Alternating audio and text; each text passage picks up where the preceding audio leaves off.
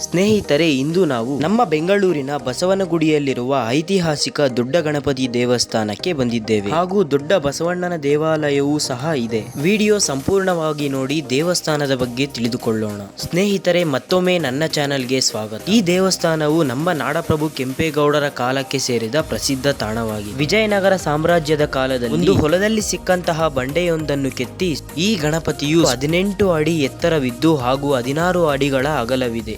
ಆಗಿನ ಕಾಲದಲ್ಲೇ ಬೃಹತ್ ಏಕಶಿಲಾ ಗಣಪತಿ ವಿಗ್ರಹವನ್ನು ಪ್ರತಿಷ್ಠಾಪಿಸಿದ್ದಾರೆ. ಅಷ್ಟೇ ಅಲ್ಲದೆ ಈ ಗಣಪತಿಯ ಬಲಭಾಗವು ನಿರಂತರವಾಗಿ ಬೆಳೆಯುತ್ತಿದೆ ಎಂಬುದು ಇಲ್ಲಿನ ನಂಬಿಕೆಯಾಗಿದೆ. ಮತ್ತು ಈ ದೇವಸ್ಥಾನದ ಸಮೀಪದಲ್ಲೇ ದೊಡ್ಡ ಬಸವಣ್ಣನವರ ದೇವಸ್ಥಾನವೂ ಸಹ ಇದೆ. ಈ ಪ್ರದೇಶವನ್ನು ಸುಂಕೇನಹಳ್ಳಿ ಎಂದು ಕರೆಯಲಾಗುತ್ತಿತ್ತು.